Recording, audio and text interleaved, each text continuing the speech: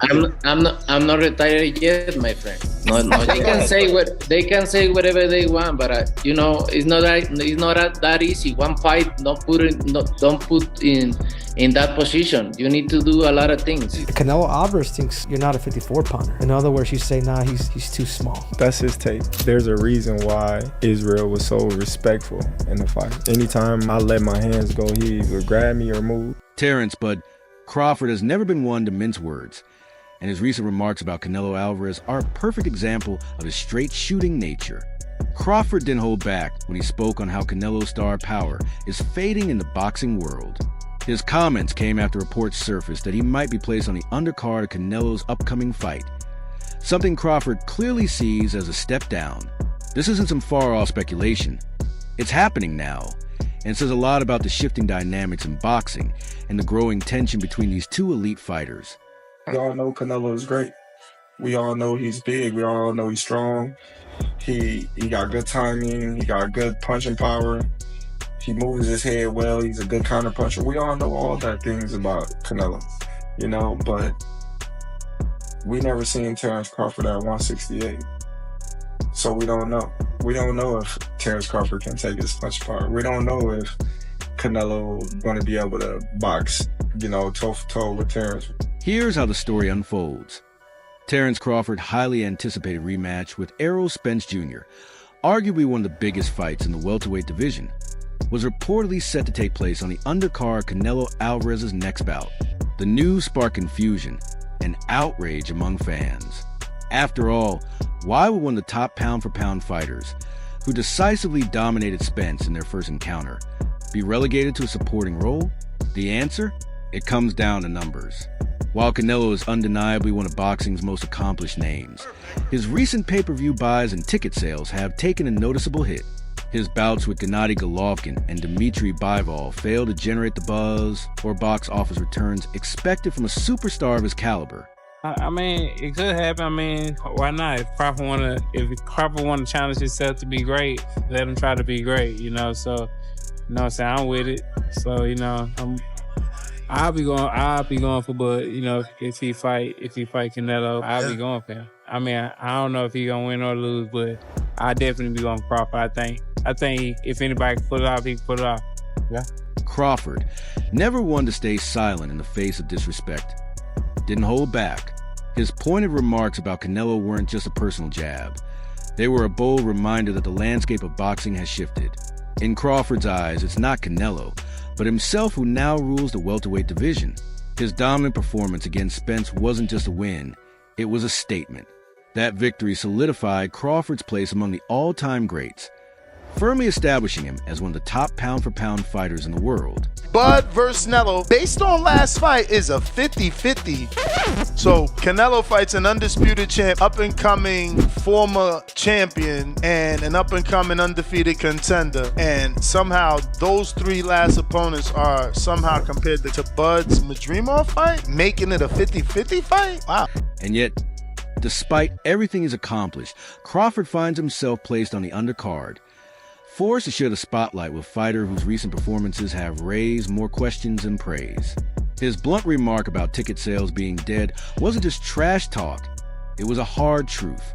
Canelo's name, while still respected, no longer commands the same draw it once did. The crowds aren't turning up like they used to, and that's a reality boxing can't ignore. For a competitor like Crawford, that's not something he's willing to let slide.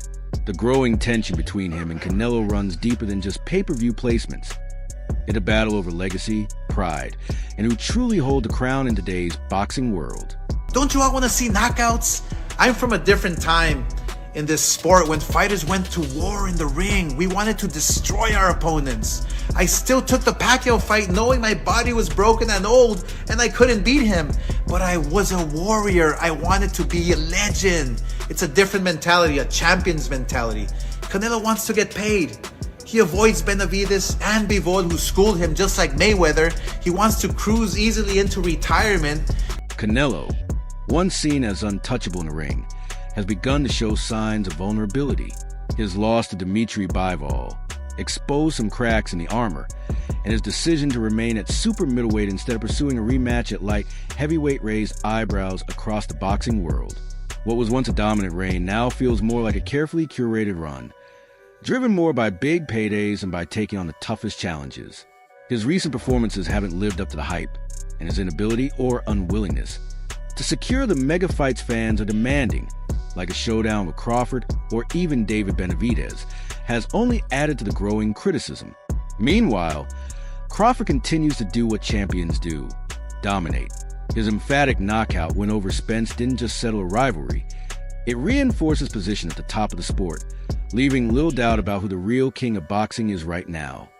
I feel I got the speed over Canelo. I got the reach over him. He might got the size, the power. I got the better skills, boxing skills. Would it be more of a cat and mouse? The reality is Canelo does put people out. From Kirkland to Amir Khan to just...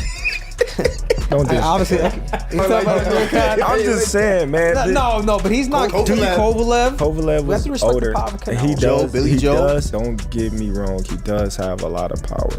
But all those guys that you name is not as skillful as me. I'm sorry. No disrespect. But the drama doesn't stop there. Recently, Turki Alashik, a major power player in the Saudi sports world, revealed that even bigger fights could be in the works for both Crawford and Canelo. Alashik, who's been instrumental in turning the Middle East into a global hub for combat sports, hinted at a blockbuster boxing event that would eclipse anything currently on the table. This revelation adds a new twist to an already heated situation. Could Crawford's rematch with Spence be just a stepping stone towards something far greater in Saudi Arabia? And is Canelo now playing the role of the aging champion?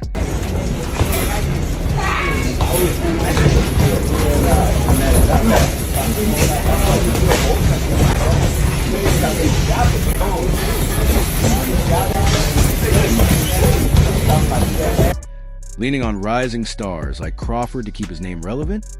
This isn't just about Canelo's slipping star power. It's about the future of boxing. The sport is shifting, and the rise of fighters like Crawford, who refuses to follow the old-school promotional playbook, is proof that the guard is changing. While the heavyweight division may be back in the spotlight, the action in the lower weight classes is just as electric. Crawford, with his unmatched skill set and fearless attitude, is blazing a trail that could redefine what it means to be the best. His willingness to call out Canelo's dwindling ticket sales shows one thing clearly. He's not here to ride shotgun, he's here to take the throne. And he's not asking for anyone's permission. You want to fight Canelo? Would you ever entertain a fight with Benavidez? Benavidez is a big dude. Not to say I won't fight him, but the only reason why I entertain Canelo is because he's not a big dude. He might be thick, you know what I mean, but he's not a big dude. Benavidez is like 6 foot something, come in 190, 200 probably, you know what I mean? I might as well go to heavyweight if I fight Benavidez. Canelo, once the undisputed king of boxing in the face of the sport, is now coming face to face with the reality of a shifting legacy. For years, he stood at the top, the fighter everyone looked to, but by 2023, that narrative began to crack. Questions about whether he can still compete at the highest level are growing louder, and his increasing reliance on other big names to sell his events only adds fuel to fire. In stark contrast, Crawford is operating at the peak of his powers.